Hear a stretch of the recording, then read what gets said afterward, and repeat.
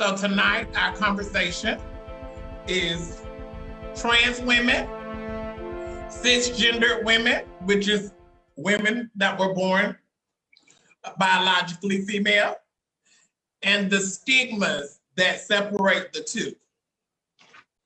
So I'll introduce myself. My name is Regina Livingston. I'm the Executive Director of Unspoken Treasure Society, and I'm glad to be here with you ladies tonight. Tavia. Yes, ma'am. Thanks for having us. Introduce yourself, Tavia. Oh, I'm sorry. My name is Tavia Sumter. I am the founder of Women of Excellence, Women's Empowerment Group. It's a pleasure to be here.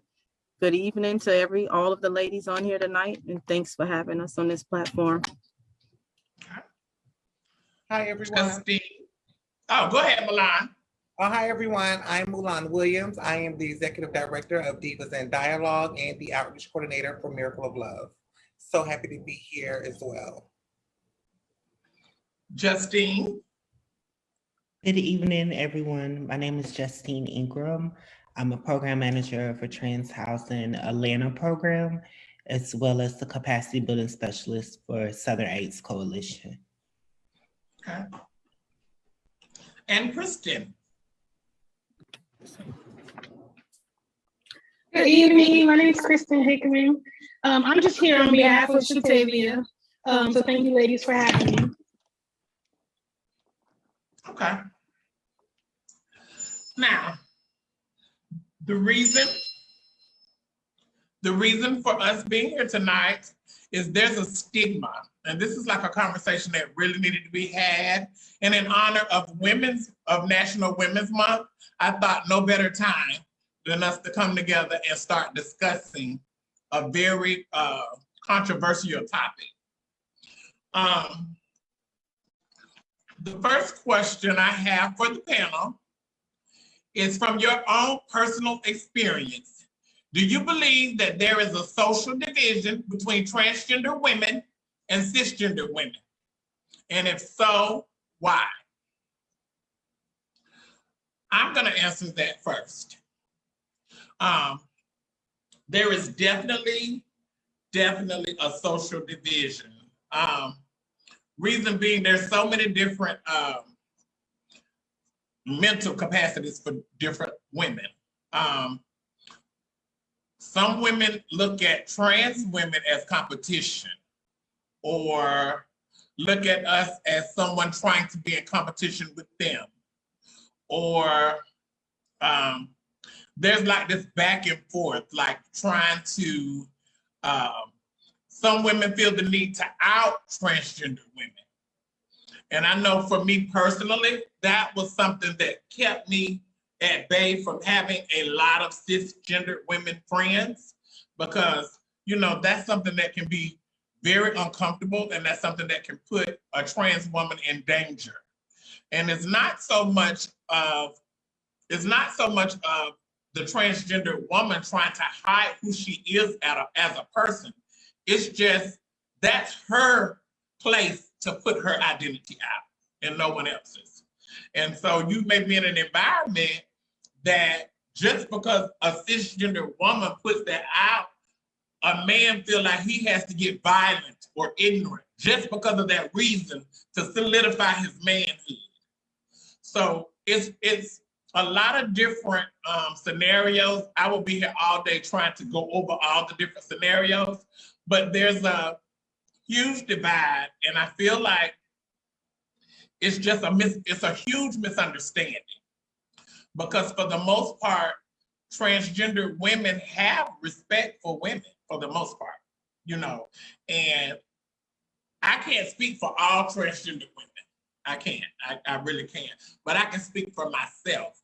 I'm very respectful when it comes to women, because I feel like that's important, and it's also in how I was raised. So it's a divide. I feel in my heart it's a divide.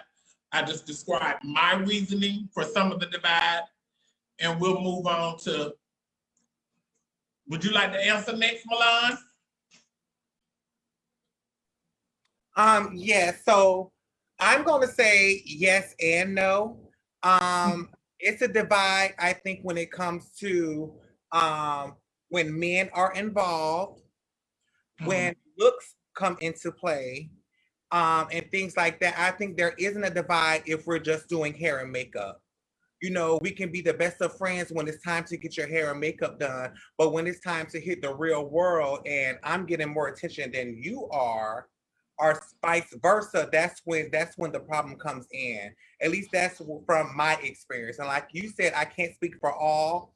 I feel that I can't speak for all. You know, none of us can. We can't speak. You can't speak for women, all women. I can't speak for all trans women. But that is some of the divide, and I think it's not a divide once it comes to just doing hair and makeup. I agree.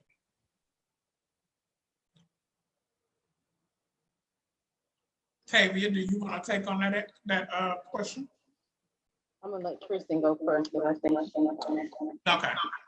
I just have a statement. I feel as if competition between women is there regardless of, you know, what you identify as, which is unfortunate because I feel like women should support women.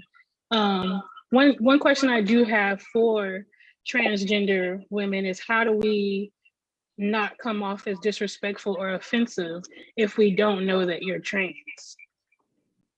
Like how could we be more accepting or make you feel more comfortable without asking straight out the question? Or, you know, do you understand what I'm saying? You said are you asking if you don't know we're trans, how could you make exactly feel more comfortable or know, more accepted without just openly asking? Well, if you didn't know we were trans, that's really not a question. I don't think that's because you wouldn't walk up to your sister and say, "Hey, are you?" You know what I'm saying? Right. I don't think that's an appropriate question to walk up to a woman and say, "Hey," because she may look a little different, or she might have a little extra going on, and I just don't think that's an appropriate question for myself personally. I would be taken aback for a woman to walk up to me and ask me, "Am I trans?" I would get very offended. That's a very offensive question. So I think that if, first and foremost, if two women are communicating, I feel like just leave it up to her to say. Because she'll say if she feels comfortable. That would be my take on that particular question. That would be my take. Justine? Yeah, so to answer Kristen's question first, I think that is a really good question because now within the transgender community, we have a lot of folks who may be non-binary. So I know for Milan, Regina, and myself, and I don't know Mulan personally, but we kind of tend to be the older school girls, so we kind of stay closer to the binary. So it's kind of obvious when you're seeing titties and boom, boom, you know what it is. So I think your question was probably for folks who may be, you know, newer in their transition or maybe more or less on the non-binary gender non-conforming side. The best thing you can do is when you go up to them, and you should introduce yourself using your pronouns. And then they will kind of reciprocate that back. So, you know, you can call it, "Hi, I'm Kristen. My pronouns are she and her," and then they will reciprocate that back. And then you can kind of hear what pronouns they're using and then go from there. As far as in the social division, I do think there is some type of social division between transgender and cisgender women, whether it's intentional or not. So we are two different types of women, and we were raised and we grew up and we adopted, even within our own communities, our own sets of values and things that we deem important. I agree when it comes to, you know, some similarities of like outward appearance and stuff. We might share those in common, but how we express ourselves, how we walk into a room, how we do those things, though, how we interact with other folks is quite different from cisgender women because we have to be tough. you know, especially as Black trans women, we have to be tough. We have to let people know, you know, don't fuck with us or whatever. And I think sometimes that can be intimidating. Sometimes that can cause other folks to be uncomfortable by us.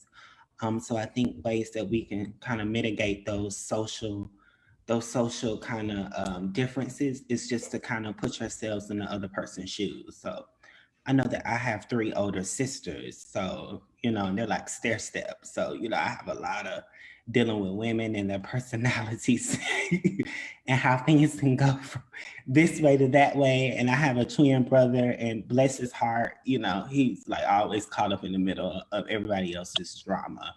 But I think if we put ourselves in each other's shoes, we can kind of see that we have more things alike than differences. And then you will kind of better understand why people go into the room and why people express themselves, or why are those some of those stereotypes that people say that we have, that we kind of present and experience life the way that we do. I think I'm gonna piggy off of that. It's the not knowing.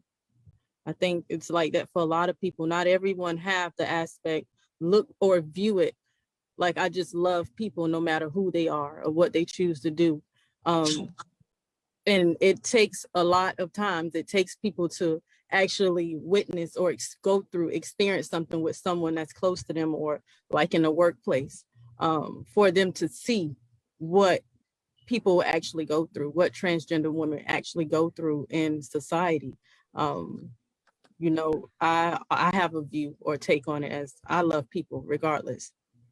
It's your choice. You do what you please. I'm gonna love you no different. But I must say, when I got the experience, so I was able to witness it for myself, it made me have a heart and care even more,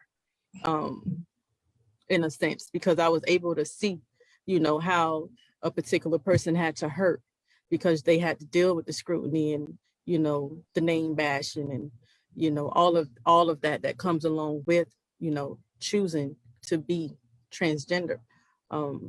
But I think it's a lot of it is just not knowing. A lot of people just don't know, and not saying they should take the time out to try to understand. But, you know, like I say, if you don't have that view on life, like I just love people, it's kind of hard to like take that in. And I think that's where we have a lot of the issues today.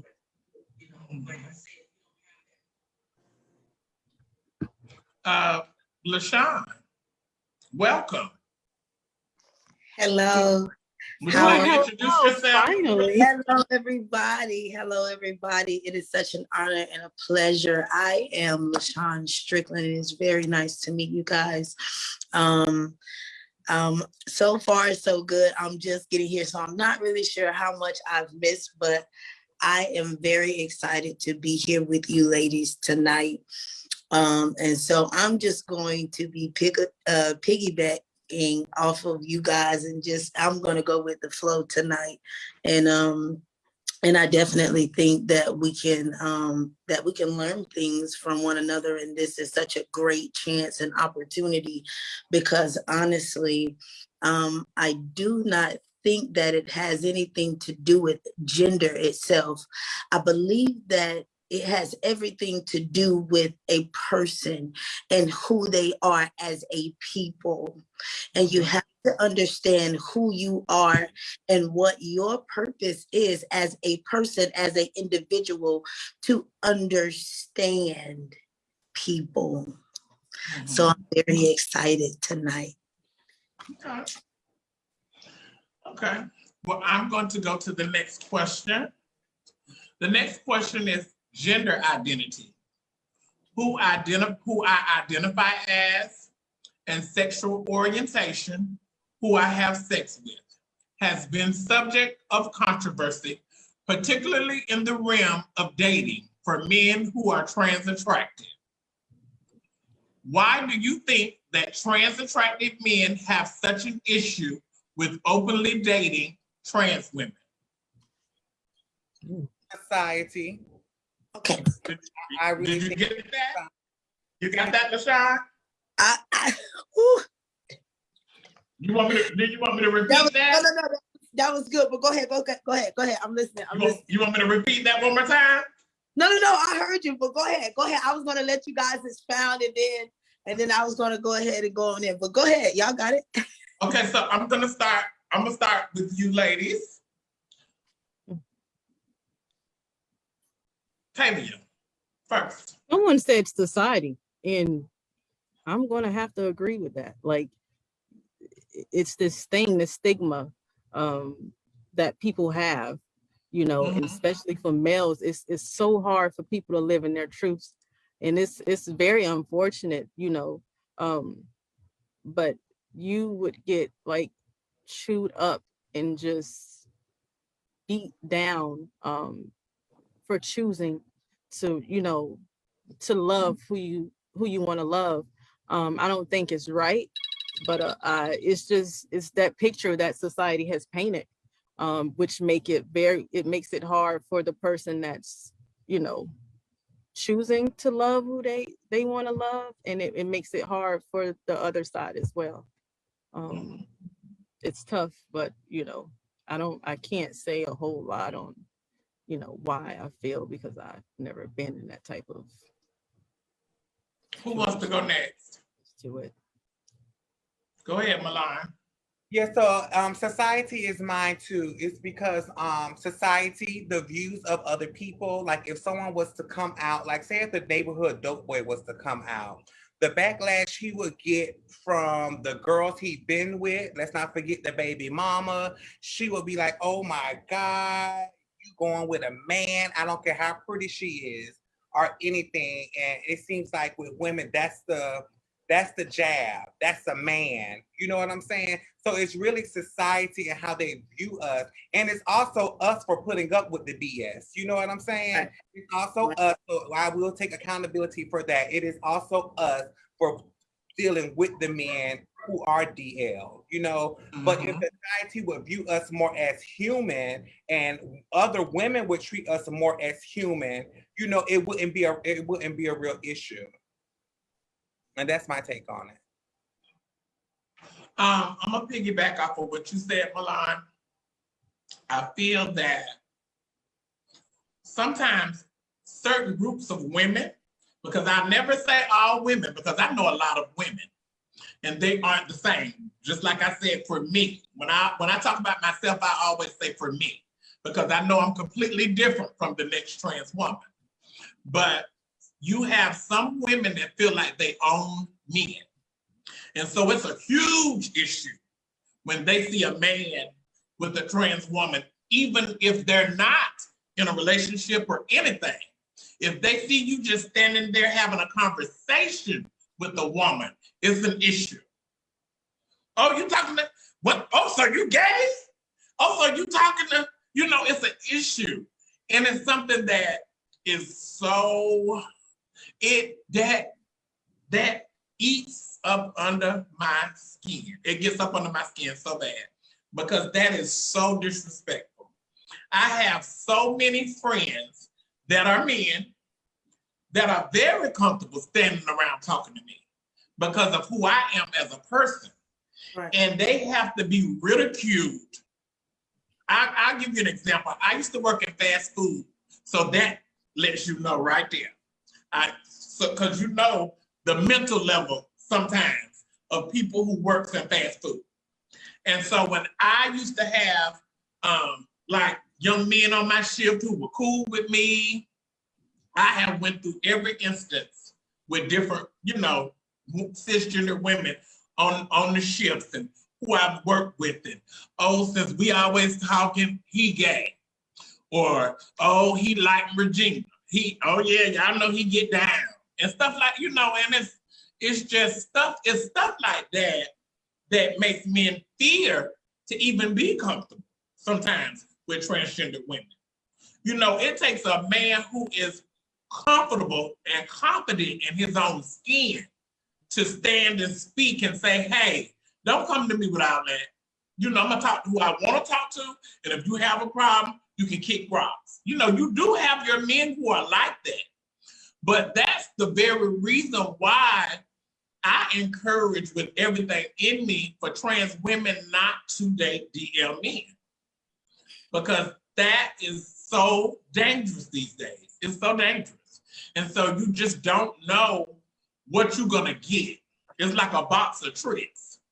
He'll tell you he's comfortable. He's, I'm not studying that, and then turn around and kill you. When he get home and his mama is sitting in his face saying, I heard such and such and such and such. You know what I'm saying? So the important thing is, as women, because across the board, the bottom line is we are all women. We're different types of women. We walk in different types of shoes. But if that mutual respect happens internationally, could you imagine how more peaceful this world would be? Because the one thing I'm not trying to do is be you, or you, or you, or you. I'm not trying to be no other woman that's on this panel. I'm only trying to be who I am as a person. And I should be able to comfortably exist in my lane.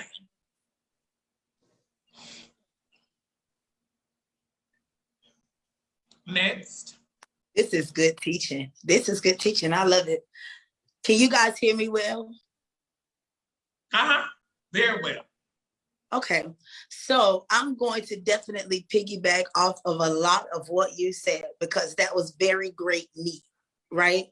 And so, because I used to date women, right? Mm-hmm. And so I've learned that a lot of women, first and foremost, a lot of women grow up with self-esteem issues, okay? Mm-hmm. So that is the number one problem or issue that us as women struggle with. Because if we don't have that, and I don't want to be too deep, you guys, but I really want to go into some very deep places tonight, because in order for us to understand what is going on now as a people, we have to understand what we ourselves, we got to look back on what we've been through and what we've experienced. And that is how you're able to detect how to deal with people. Because some people are not comfortable with themselves. So it wouldn't be easy for them to be able to come out about certain things, because they're still yet, you said something tonight, you said something about identity. And so what happens is a lot of us, we're not able to find ourselves because we've been living for people for so long. I love this. This is getting ready to get so interesting. And so what happens is we grow up, right? Because we're trying to detect, because majority of the time, if you only have one parent in the house, there's already a problem. Because there's not an equal balance. Not saying that even most families who, or most people, or most children who've grown up with mothers and fathers don't struggle, but their struggle is very light. And what I mean by that is when you have a single mom who's raising 4 and 5 children, her story is different, because she feels as if she had a man in her life to subtract some of that stress away from her, or she has somebody she can fall back on, somebody, a man that is going to be there, that will put her at a place where I don't have to worry about this. I don't have to worry about that. The load is lighter. Right? And so we find ourselves in different places and in different situations that causes us to fall out of line with who we are as a people, because we spend so much time trying to be who other people want us to be.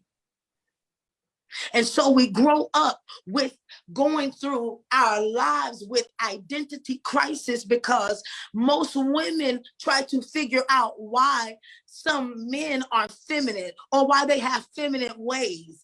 Every man who has feminine ways don't make him gay. Exactly.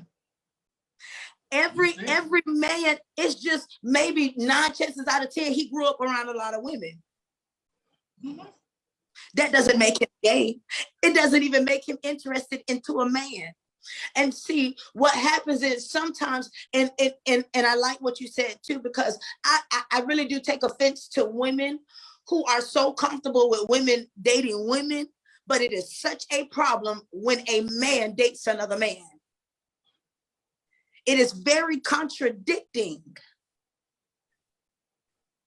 because at the end of the day, guess what? Right is right and wrong is wrong. And none of us have a heaven or hell to put any of us in. And we don't even know what we have struggled with or what people have struggled with in their lives that has caused them to be who they are or what they are. So it is very difficult to be able, it's like challenging yourself. Because somebody wants you to be like this. And then you have family members or you have people who we try to live for, because 9 times out of 10, it starts with family. It always starts at home. Always. Always. It always, 90% of the rapes, 90% of the molestations has happened from family members. I feel something. I love this. And you guys, please stop me at any time, but because I get a little excited. I get a little excited because these are the things that people are not comfortable with talking about. They're not comfortable because they're not comfortable with themselves, and they're not comfortable with themselves because they don't even know who they are. I was talking about this earlier. I said, what does an actress do? And an actress comes with character, because you're forming a character for that actor. When an author goes and he gets ready to publish his book or his movie, he has certain people that he has a line that is going to be very well at acting. So I need you to be a character. And so it's just like people. We become characters for other people because we do not have a self-identity. And it's frustrating because we feel like we're doing something wrong when we can't be comfortable with ourselves because other people disagree with it. I can't speak too much on the hetero or, the different sexes, because me personally, I love people just to love people, because it doesn't matter about a gender. Love doesn't come into a gender. That's why he made us different. That's true. That's why he made us different. He didn't make us, he made us in his image and in his life. He didn't make us to be like people. He made us to be different, because if he made me like you, there would be no need for him. There would be no need for a story to tell, because we're going through the same thing. And even though you may have experienced the same thing that I experienced, that doesn't mean my story isn't different, because how you took it or how you perceived it may not be how I came out of that situation. We oftentimes judge people based on the things that we don't understand. Okay, I'm going to let somebody else talk because I get excited. Go ahead, y'all. I was just going to tell you that. Let's move on so we won't get too far out of. Go ahead, Justine. Right. So I want to add an extra layer on top of that. I totally agree with the rest of you have said. But I think a lot of that stigma when it comes to DL or undercover or trans attracted men is because of HIV. HIV is something that is constant within our own communities. And when cisgender women hear about a man who is trans attracted, and particularly these men are men who are bisexual, they have the fear of contracting the HIV virus or some type of STI. So what happens is they associate anything with gay, homosexuality, anyone who was born with the penis, that's automatically gonna make me have HIV. So I'm from a small town where everybody know everybody posts about everybody. We know the business that's going on 3 streets over. And so, for example, a few weeks ago, one of the drug dealers, I think we were just talking about drug dealers, one of the drug dealers came out as messing with the girls. And, you know, I'm not one to argue with nobody on there because I separate my personal from my professional. But however, the comments that were on there was that, oh, y'all better go get checked. Y'all better go get tested or whatever, because now he has HIV because he has been with transgender women or he has been with a gay male. So I think that that's what the issue is. Also, I worked at the health department here in Atlanta, and I was having a conversation with a lot of the cisgender women. So I was the only transgender person there. And so I was having a conversation with the cisgender women. I was basically telling them that they don't support me. Like, you're not, you know, you're allies and you're advocates to a certain extent. But I said, but what if your baby daddy got caught with me? Or what if your baby daddy was, prior to being in a relationship with you, what if your baby daddy was in a relationship with a transgender person?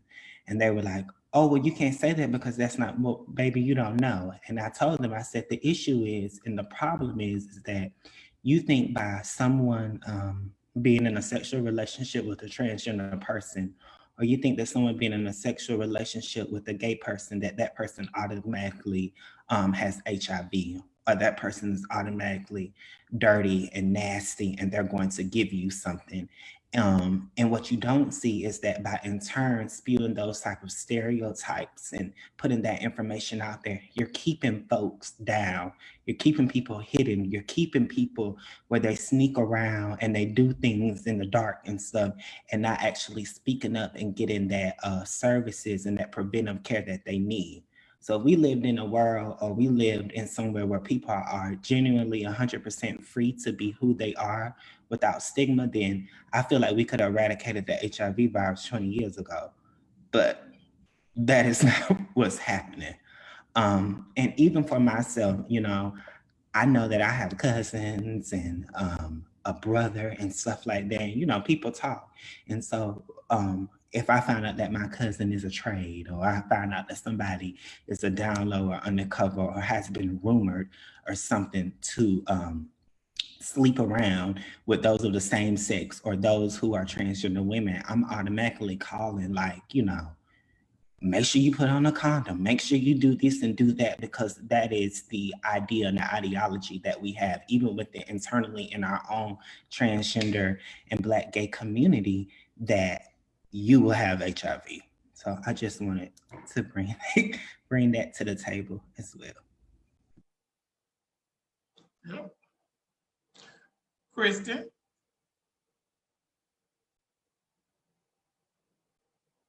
I just have, once again, a question, because this isn't my experience, so I can't speak too much on it.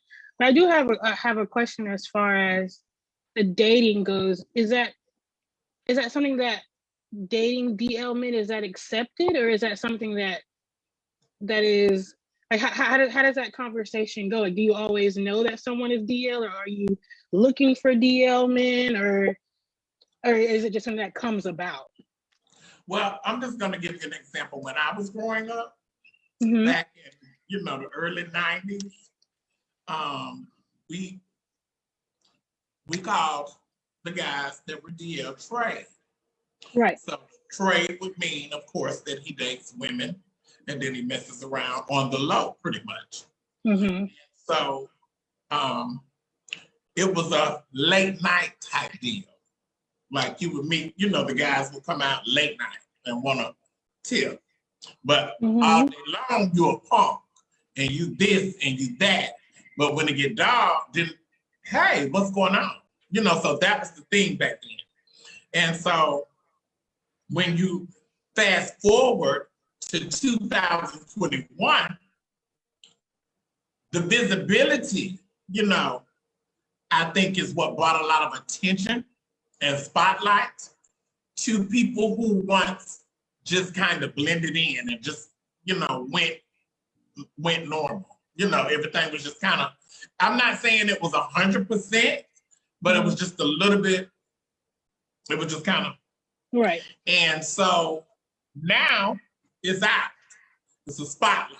We on TV. We on internet. We on, you know, because we didn't have the internet when I was growing up. We didn't have the internet. We didn't have Facebook and media. all these media sites and dating sites. We didn't have any of that. So it was completely different.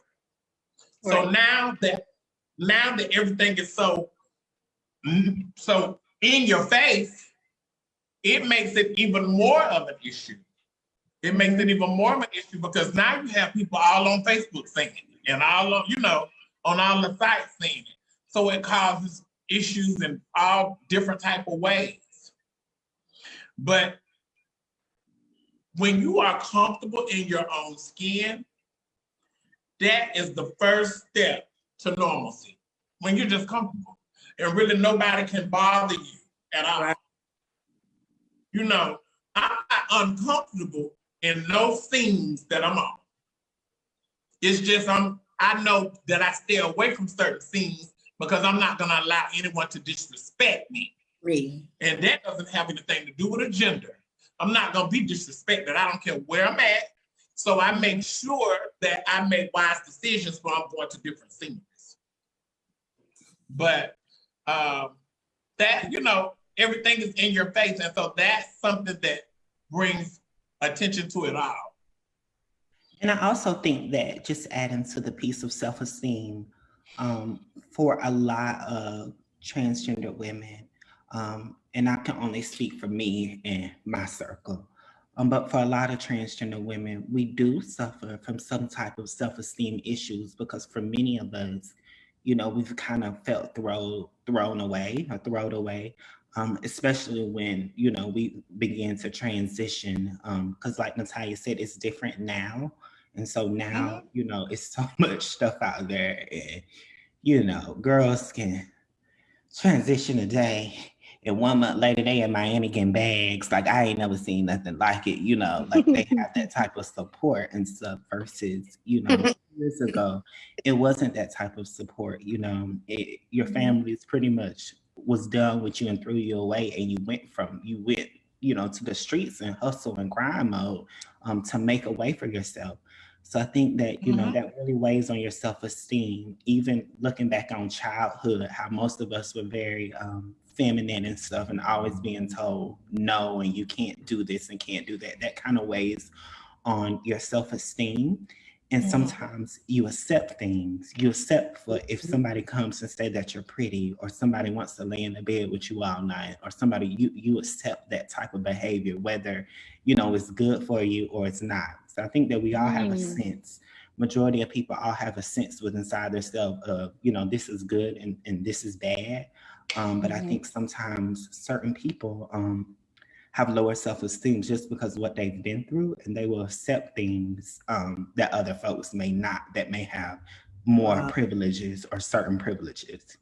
So I, for myself, for example, I did at one point date DL men and trade men only. That was the only thing I would date.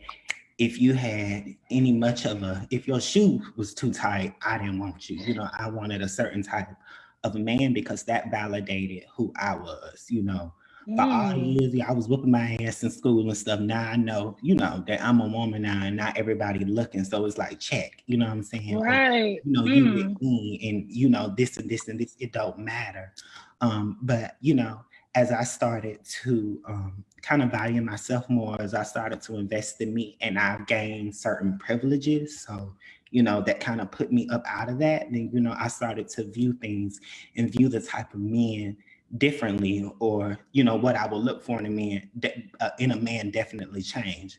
So, like, I just got married last week. I know I'm just telling everybody, but I just got married last week. Congratulations. Yay. That's awesome. Congratulations. But that was for me, moving into a different space and a different time in my life and kind of valuing myself more and my own self-esteem increasing. So I was able to allow for folks to love me because I started to love myself.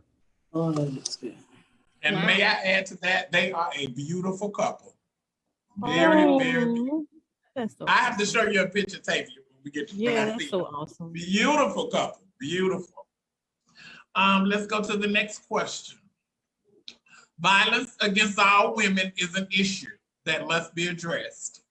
Recently, there has been high visibility around the murders against trans women, specifically those of color. what can both trans women and cisgender women do to protect each other against violence?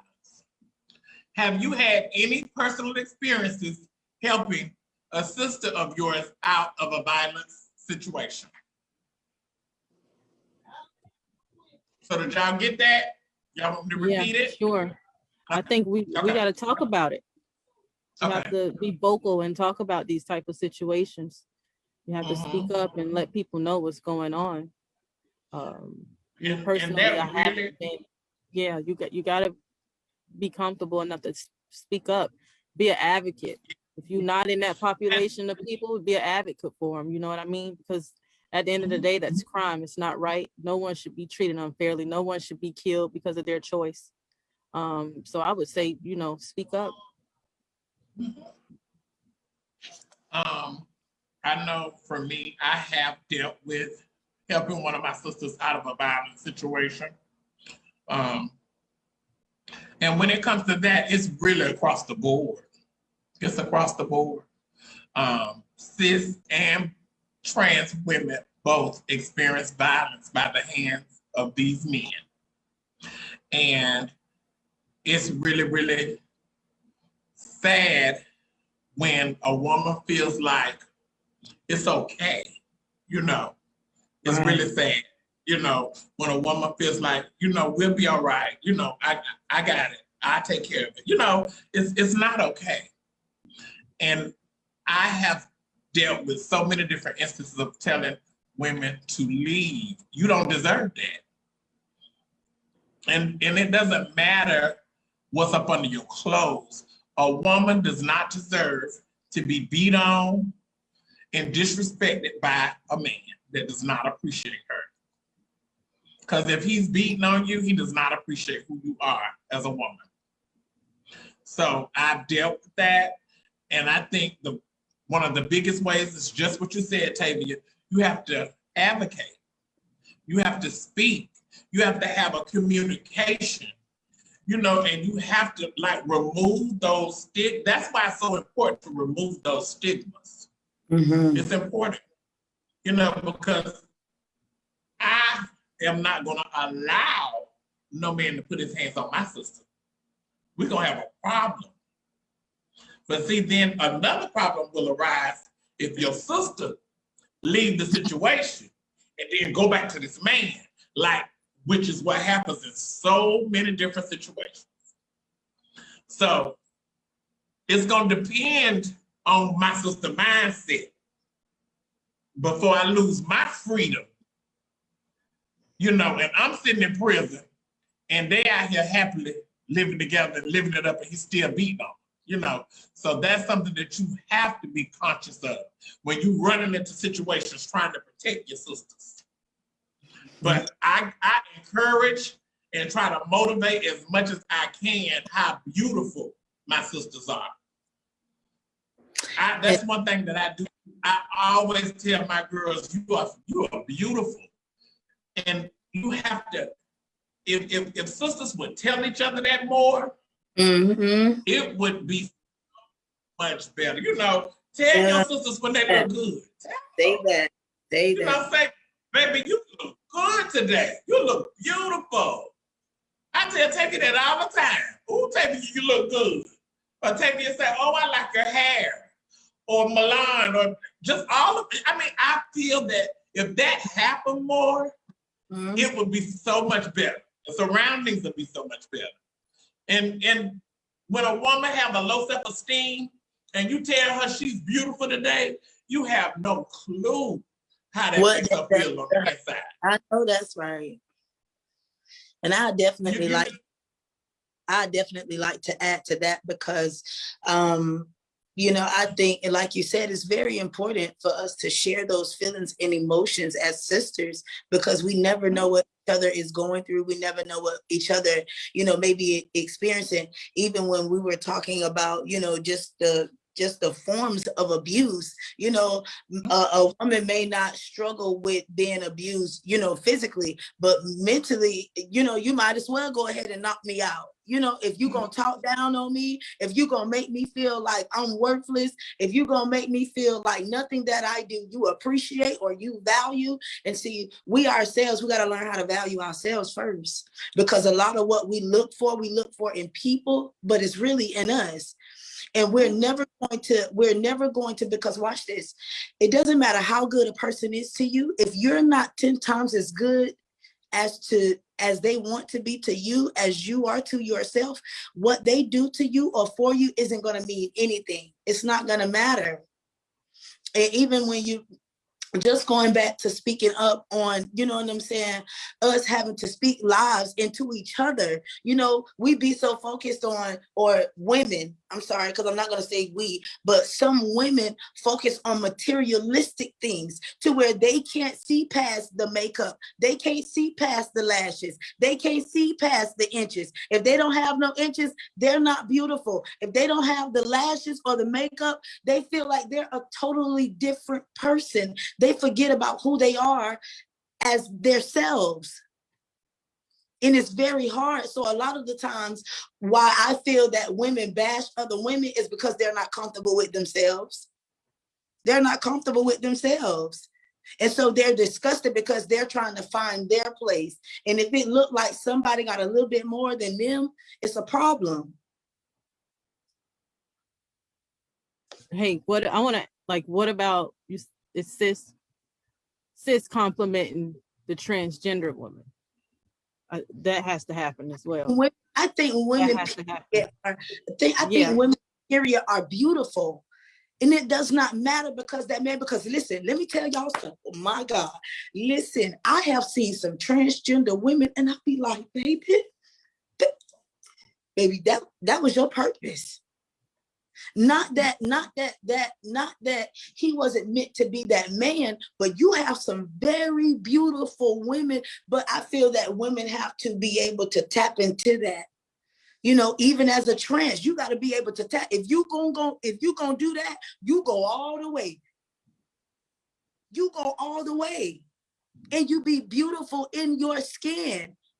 If that's who you decide you want to be, or however the case it is, because I have cousins that are trans. If that's what you want to do that and be the best at it, and you be beautiful.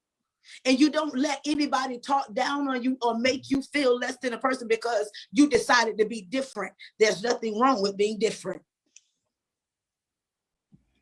And also, I think that we, as women, because we're all women, as women, and as particularly women of color, we have to very much realize that we are beautiful as we are. So we don't need weaves and makeup and lashes. We don't have to transition to get bodies and shapes, honey. If you trans and you grow hair on your face and you don't feel like shaving it today, honey, you're very much as a woman, and you're still as beautiful, and you still deserve to be treated with respect, and you deserve to be loved and to have someone to love.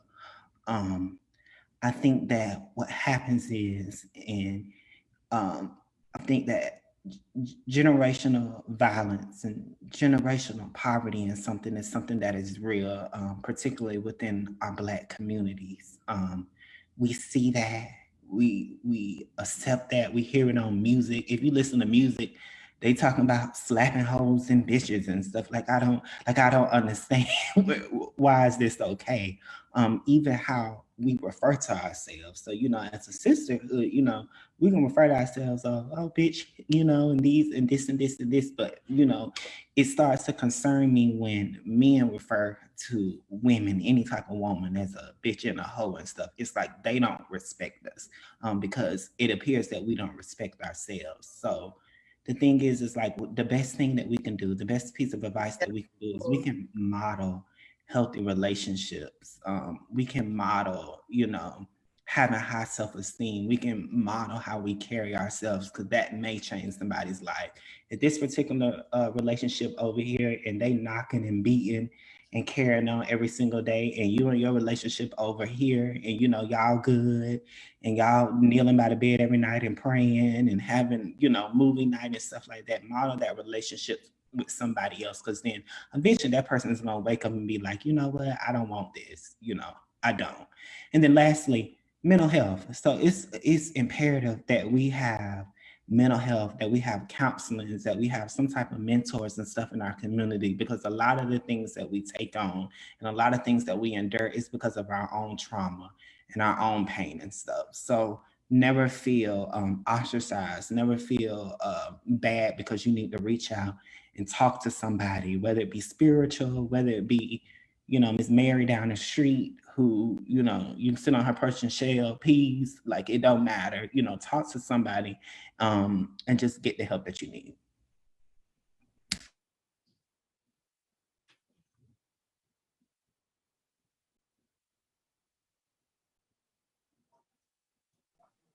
Milan.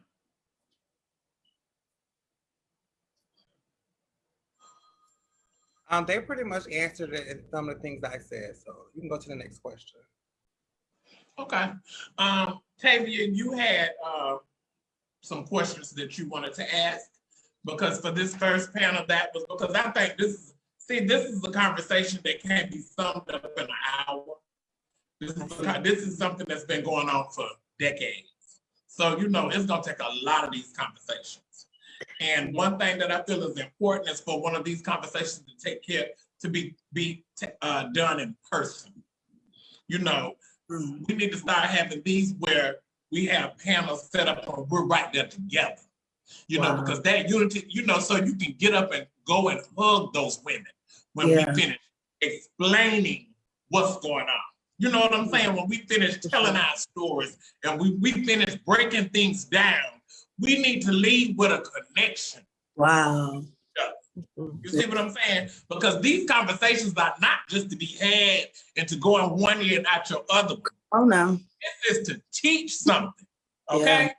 These conversations are not just for fun. It's a lesson in these conversations. These are conversations that haven't been had over the past. Yeah. They have to start. The ladies that have the problem with the transgender community, in order to get somewhere, the panel here is great, but it's kind of too nice. If that makes sense, you know what I'm saying? It makes a lot of sense. The root of the problem here with us, So it's like, the people on here have respect for trans, but we need to get the women to the table who don't have respect for us. That way we can really solve the problem and solve the issue. For real. That's a really great point. I agree with that. That's a really great point. But most of the time, the women that feel that way, they'll be afraid to get on a platform and speak about it. That was good. That was good. They don't want to be brought to that type of light because they know those feelings aren't right. Right. But one thing I do want to say is you can't mix mindsets though. Like if their mindset is not inclined to understand different situations, they will never. They will never be able to sit on a panel and discuss or understand or reach different, higher levels. If they don't have the mindset, they just won't be able to understand. And one thing about it is, God has a funny way of working stuff out, because my family is very much homophobic and transphobic, very much into all of that. And look who they got. So, and their minds had to change. Straight up. So God has a very, very funny way of putting things in your life and putting that spirit and something into your child to teach you, that you treat everybody with respect and God is love. So that's all I have to say, baby. And I love that. You can be upset and you can judge and stuff. Let me take one of your kids, your grandkids, your nieces and nephews. You don't never know who you're speaking on. God got a real funny way about putting that on people. Love is love, baby. You better learn. I definitely love that. I could definitely relate and agree to that, because, and it's crazy that you said that. And I want to bring it up because a lot of childhood hurts really affect us even as adults if we don't deal with it. And so even as you were saying, you got to be careful about who you put your mouth on in the situations that you put your mouth on, because God will turn things around. And so, like my mom, she used to bash, like lesbians and stuff like that a lot. You know what I'm saying? Just the LGBT community, period. And so, it was so crazy because, and I have a twin sister. And so when my twin sister came out, I totally felt comfortable. I was at a different place. I said, oh, well, I can just come out. I can be comfortable. And no, it wasn't easy. But when you find yourself and you run with it, and you don't allow anybody or what anybody say about you to change who you are and who you see yourself as, you yourself, period. But I definitely love the fact that you said that, because you definitely have to be careful, because God definitely has a way of turning things around. And the very thing that you find yourself being so uncomfortable with, he will put you in that uncomfortable situation, because what I notice is that people don't understand what they've never been through. That's true. So y'all, our hour is pretty much up. I wanted to go through and talk about some of the things that our viewers were saying.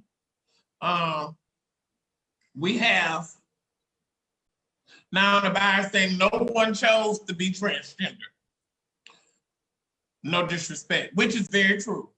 And that's one of the questions that I think I read that yes, that Tavia had asked. Yeah, and I knew that's a very deep. That's deep. Do trans women feel like they're women? Very much so. To every extent. Hear that a lot, and and I felt like that would be a great question, because you hear so much of it. You know what I mean? It's very common. Because see, at the end of it, what does it say? Because when you say trans woman, what it end with though? Woman. It don't matter. That's why we always make it a point to get all women have to understand women come in different shapes and sizes. It's all up under one umbrella at the end of the day. Still, it's not going nowhere. It's not going anywhere. A trans woman is a woman. That's what a trans woman is. She's a woman. And she comes from a different background than a biological woman. So that's the only thing that's for me, that's what differs us. We go through the same crap with men. We go through the same, now it's different in certain ways, but I'm just saying at the end of the day, of course, there's different things that trans women go through and that cisgender women go through that differs. But I'm saying, when you move all that trash out the way and put your bifocus on and look through all of that, you see that y'all be going through the same crap with these men. Amen. Y'all be going through the same thing. And he don't come home. And with the he disrespect you. So it's like, hey, sister, we going through it together, boo. We go through it together. So we got